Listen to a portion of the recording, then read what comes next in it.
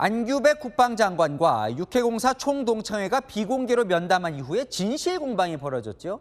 안 장관이 그 자리에서 현 체제 유지도 열어뒀다는 총동창회와 아니라는 안 장관. 이 당시 구체적인 대화 내용을 조금 더 취재를 해봤습니다. 전민영 기자입니다. 4년 만에 국방부 본청 청사로 출근한 안규백 국방부 장관.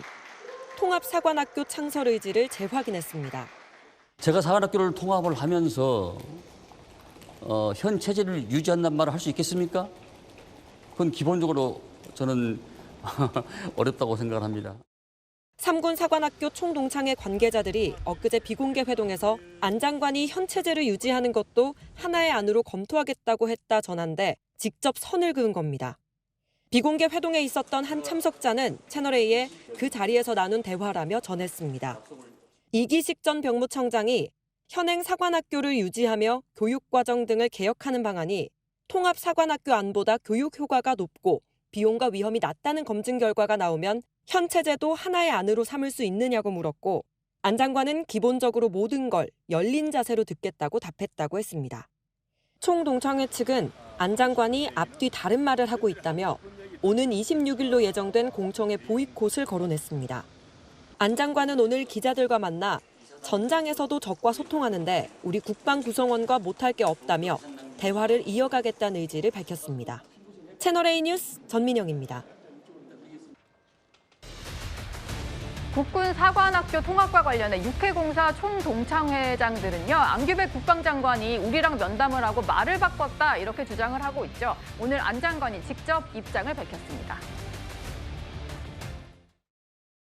새로운 청사에서 55만 국방 가족들이 일치 단결해서 더욱 국방개혁에 박차를 가하는 일만 남았다고 생각합니다. 사관학교 총동창회장단이랑 진실 공방이 벌어졌는데요. 이에 대한 입장 부탁드립니다. 가장 중요한 게 우리 입장에서는 기존 사관학교를 그대로 두면서 그걸 어떻게 개선해서 하는 방안도 있다 하는 것을 비교를 같이 하겠느냐 하니까 그것도 대안으로 그러면 하겠다 한 게 우리는 상당히 오늘의 의미 있는 면담이었던 것 같습니다. 제가 사관학교를 통합을 하면서 현 체제를 유지한다는 말을 할 수 있겠습니까?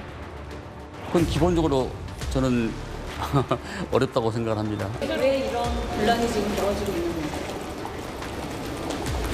글쎄, 그 제가 여기서 답변을 드릴 사항은 아니라고 생각합니다. 네. 지금 체제를 그대로 유지하는 것도 대안으로 검토하겠다. 이런 답변을 들었다는 게 총동창회장들의 주장이었는데요. 안규백 장관이 명확히 선을 그었습니다. 지금 사관학교 통합을 추진하고 있는데 현 체제 유지한다는 말을 내가 할 수 있겠냐. 기본적으로 어렵다. 이렇게 선을 그었습니다. 김성태 의원님, 지금 오늘의 안 장관 얘기를 들어보면 명확한데 왜 오해가 생긴 걸까요? 그러니까 지난 12일 날 엊그저께죠. 안규백 장관 같은 경우는 사관학교 이제 총동창회 그 회장단과 면담을 가졌어요. 예. 그 자리에서 이제 면담 이후에 밝힌 결과가 이제 서로 엇박자가 나고 있는데 총동창회 측 주적 입장은 면담 과정에서 안 장관이 이제 현재 사관학교 체제를 유지한 가운데 교육개혁을 이야기했어요. 교육개혁. 교육개혁을 추진하는 방안도 하나의 대안으로 놓고 가겠다. 이런 이야기를 했는데 그런 측면에서 이제 이 면담 자리에 참석했던 총동창회 회장단은 상당히 열린 대화의 자리였고 그래서 상당히 긍정적인 면담의 결과를 평가를 내렸어요. 그런데 이제 나오고 나니까 바로 이제 그런 입장을 가지고 총동창회 회장은 입장을 냈는데 네. 국방부 이제 안규백 장관 측에서는 바로 반박을 했어요. 현 체제를 유지 검토 약속한 사실은 그건 사실이 아니다. 예.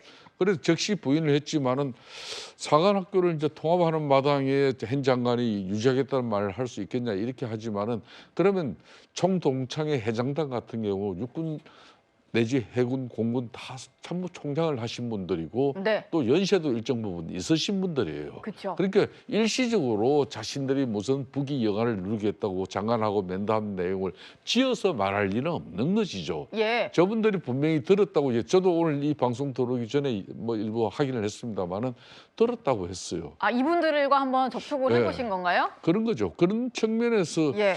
저는 안규백 장관의 요 근래 뭐 본인의 이제 군 지금 현재 문제 때문에 많은 어려운 시간도 겪었고 특히 한미 간에도 지금 현재 공조도 좀 약간 뭐 좀 이상한 기류가 있고 그런 여러 가지 가운데 지금 계속해서 좀 무리를 만들어내고 있는 그런 장관으로서의 특히 군을 움직이는 그런 장관이 자신이 한 이야기를 그렇게 금방 이렇게 뒤집는 행위의 입장이 나온다는 것은 저는 적절치 않다고 보고 있습니다. 예. 뭐 어쨌든 안규백 장관이 일단 좀 긍정의 사인을 보냈는지 총동창 회장들은 분명히 우리는 들었다 이렇게 주장하는 상황인데요. 그러다 보니까 이 상태로는 26일에 있을 공청회에 가지 않겠다라고 보이콧도 검토하는 상황입니다. 박창환 교수님. 근데 총동창 회장들을 빼놓고 공청회를 하면 무슨 의미인가 싶기도 하고 이렇게 또 답을 다 정해놓고 하는 공청회는 또 무슨 의미인가 싶거든요. 그럴 수밖에 없죠. 지금 그러니까 이미 대통령의 의지가 이미 공개적으로 나왔어요. 예. 이거는 국민들의 신뢰를 회복하기 위해서라도 육사를 이 기존 체제로 가면 안 된다. 뭐 이런 의지를 이미 대통령이 발표를 했습니다. 자, 그러면 이번 청문회는 사실상 어떻게 보면은 통과 의례, 그러니까 그러니까 소위 강행을 하기 위한 명분 쌓기로밖에 지금 역할을 못할 것 같아요.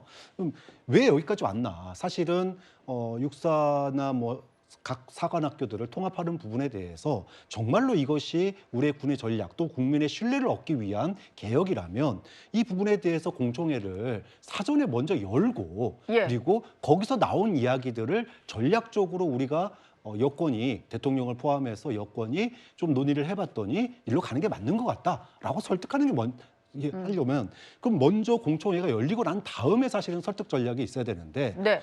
먼저 대통령의 의지와 방향에 대해서 다 얘기해 놓고 공청회를 한다라는 것은 일종의 명분 쌓기밖에 안 되는 거 아니냐. 네. 좀 아쉽습니다. 예. 제가 들은 이야기인데요. 예. 그러니까 지난 10일 날 안규백 장관하고 그 면담 과정에서도 일문일답 형식으로 했다는 거예요. 일문일답. 네. 그러니까 그런데 총동창회 회장단 입장에서는 이걸 갖다가 그런 형식으로 구체적인 면담 내용까지도 이야기하면서 이거는 우리를 갖다 우롱하는 처신밖에 더 되냐. 그런 내용을 구체적으로 들으니까 이제 26일 날 할 그 공청회도 그런 네. 공청회에 왜 참석하느냐. 그러니까 이 사람들이 최종 내린 결론은 이런 거예요. 예. 국방부 장관은 정책 방향을 이렇게 수정하거나 조정할 실질적 권한이 전혀 권한이 좀 없는 없어 보였다. 사람으로 예. 느껴졌다. 그렇기 네. 때문에 지금 이분들이 면담 이후에 대통령 면담을 요청하고 있는 겁니다. 예.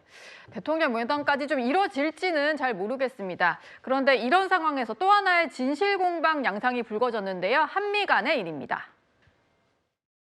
유엔사 여단 창설에 대해서는 어때요? 유엔사 여단 창설은 경비 여단 창설과 행사는 아마 않기로 그렇게 서로 간에 이야기를 나눴고 합의를 봤습니다. 최근에 브런슨 사령관 직접 만나서 그런 의뢰를 전혀? 그것은 뭐 브론슨 사령관은 언제 만났냐를 제가 확인해 줄 수는 없고 수시로 소통하고 대화하고 하기 때문에 자주 만나고 소통합니다. 네, 이게 무슨 얘기냐면 유엔사가 우리 정부의 반대에도 불구하고 조직을 통합해서 확대하는 이제 확대 개편하는 방안을 추진한다. 뭐 이런 얘기가 나온 건데요. 일단 안규백 장관은 선을 긋고 있는 그런 상황입니다. 이현종 위원님. 네. 이게 좀 어떤 의미가 있는지 모르겠는데 우리 정부 반대에도 뭐 추진된다라는 보도가 있더라고요. 자, 일단 우선 원칙적으로 지금 우리나라 전쟁은 끝나지 않은 상황이잖아요. 휴전 상태죠. 휴전 상태입니다. 정전 상황이기 때문에 아직까지도 이제 6.25 때 참전했던 유엔군 사령부가 유지가 되고 있습니다. 이 유엔군 사령부가 지금 이 판문점 공동경비구역 이 JSA나 이쪽 비무장지대에 통할권을 갖고 있습니다. 그러면 여기에 출입한다든지 할 경우에는 유엔사의 허락을 받아야 돼요.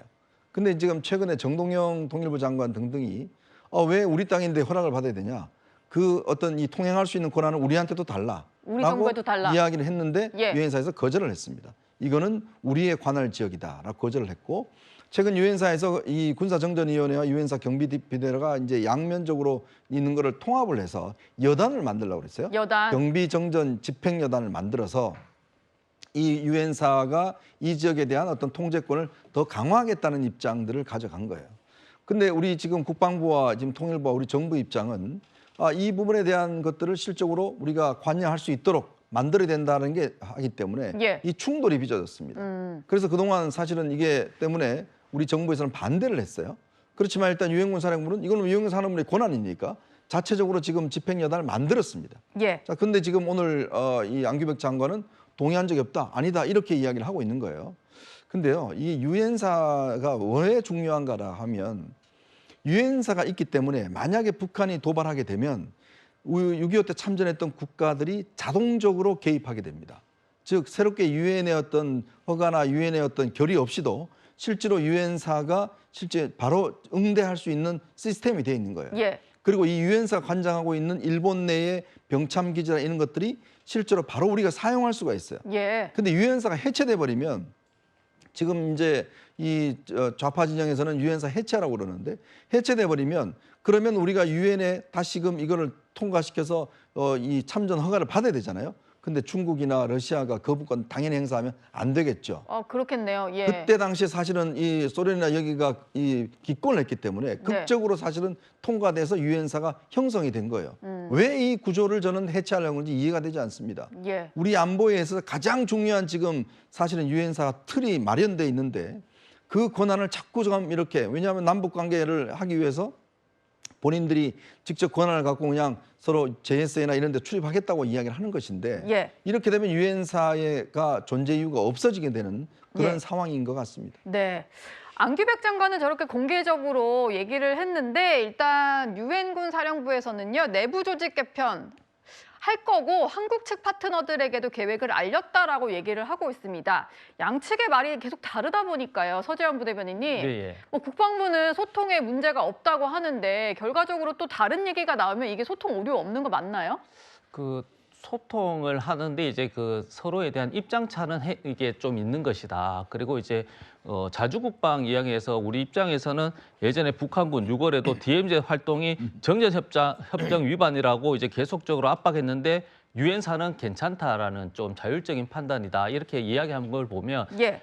저도 이제 그 DMZ 그 이제 GP 쪽에서 이제 근무를 해본 경험을 봤을 때는 그 순간순간에 이제 확인해야 될 사항들이 있는 것인데 그것을 우리가 자주적으로 주체적으로 하지 못하면 그게 신속하게 되지 못할 사항도 있는 것이거든요. 그래서 저는 이 부분에 대해서 유엔사의 입장도 존중하고 우리 군의 입장도 존중하지만 가장 중요한 것은 안보에 대한 이슈이기 때문에 저는 우리 위주로 그리고 가장 이제 지금은 계속적으로 이제 북한군이 계속 그 조금 이제 안보 위협을 계속 실시간으로 하는 상황이기 때문에 네. 저는 이 부분에 대해서는 우리 국방부의 입장이 더 중요하다고 생각하고 있습니다. 예. 지금 서재원 부대변인이 말씀하셨던 게 지난 6월에 있었던 북한군의 DMZ 내 활동을 놓고 이게 정전협정 위반이냐 국방부와 유엔사의 판단이 그때도 엇갈린 적이 있었습니다. 그 목소리도 듣고 오시죠.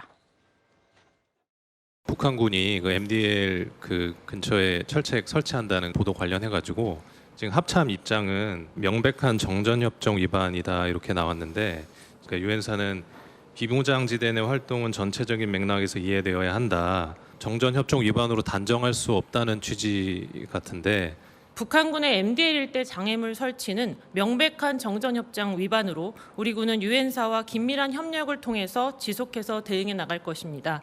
유엔사가 왜 이렇게 좀 유보적인 입장을 했는지는 우리가 뭐 파악된 거는 저희가 그걸 평가하는 건 적절하지 않은 것 같아서요. 네, 저 때도 북한의 어떤 이제 행동에 대해서 유엔사와 우리 군의 해석이 좀 엇갈렸습니다. 오늘도 안규백 장관은 소통에 문제가 없다, 뭐 이렇게 얘기를 했는데 또 국방부 브리핑에서는 좀 애매한 답변이 나왔는데요. 여단 창설 자체가 백지화된 거냐, 확장이 아니라는 거냐라고 했더니 유엔사에 확인하라. 유엔사는 여단 창설을 하겠다는데 했더니 유엔사에 물어보라 이런 답변이 돌아왔습니다. 김성태 의원님. 예. 물어보고 물어봤는데 계속 또 다시 물어봐라 이렇게 하니까 국방부 출입하는 기자들은 참 어렵겠어요. 그러니까 지금 현재 이게 얼마나 심각한 문제인가 하면요. 유엔사 지금 현재 사령관이 그러니까 제비어 브런스 아니겠습니까? 이 제비어 브런스가 딴 사람도 아니고 주한미군 사령관이에요. 예. 그러니까 만일 비무장지대 저 관장하는 JS하고 경비대대하고 이런 문제 여기서 문제가 발생시키면 실질적으로 주한미군의 판단이 들어가는 건데 지금 현재 유엔사 입장을 갖다가 유엔사가 이게 병력이라든지 어떤 전력 정원이 아닌 기존 자원을 갖다 효율적으로 이렇게 배치를 위한 내부적인 어떤 그런 조직 재편이에요. 예. 이걸 갖다 사전에 이제 우리 국방부에 충분하게 통보를 했다는 건데 우리 국방부는 그건 모른다는 그런 입장이고 그러다 보니까 이런 내용을 가지고 또 안규백 이제 지금 대한민국 국방부 장관이 이걸 갖다가 이제 공개를 해버렸어요. 공개를 해 부분에 대해서 이걸 갖다 이런 식으로 성급하게 언론에 공개한 부분에 대해서 지금 이제 많은 군 전문가들이 성토가 이루어지고 있는 거예요.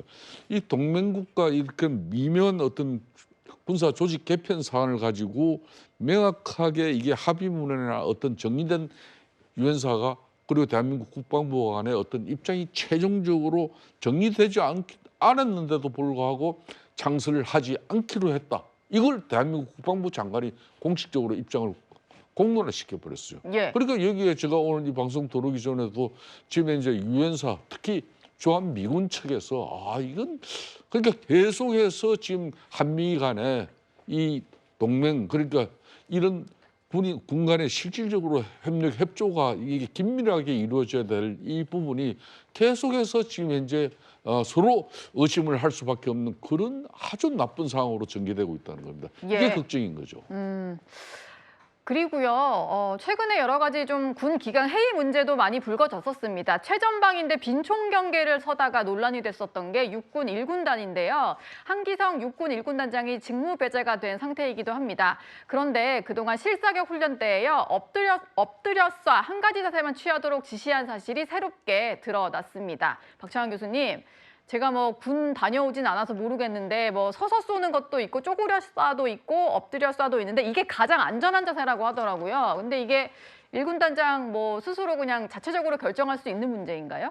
그러니까 이제 사고 우려, 뭐 이렇게 오발 사고라든지 이런 게 엎드려 쏴 자세가 아무래도 사고가 날 염려가 가장 적죠. 예를 들어 쪼그려 쏴를 한다거나 또는 서서 쏴를 할 경우에 뭐 반동에 의해 가지고 총구가 돌아가거든지 아니면은 오발 사고가 날 가능성이 있습니다. 예. 그러다 보니까 엎드려 쏴만 시켰다라는 거예요. 그런데 이제 문제가 왜 그러냐 하면은 사실은 이제 최전방 같은 경우에는 어떤 도발 행위가 있을 때 즉각 대처가 돼야 되잖아요. 예. 근데 예를 들어 초소 같은 경우에는 엎드려 쏴 자세가 될 수가 없죠. 엎드려 쏴가 제일 느릴 것 같은데요, 그렇죠. 대응이? 그러니까 예. 어떤 특정 지형에서만 엎드려 쏴가 될 수 있는 거예요. 그런데 다양한 경우가 있을 수 있는데 그 경우의 수에 대해서 즉각 대응을 하기 위해서는 다양한 훈련이 돼야 되거든요. 근데 엎드려 쏴만 안전하고 사고 안 날 훈련만 딱 시켰다? 그러면 만약에 다른 어떤 도발이 벌어졌을 때 즉각적인 대응이 되지 않는다면 예. 이게 문제가 되는 거 아니겠습니까?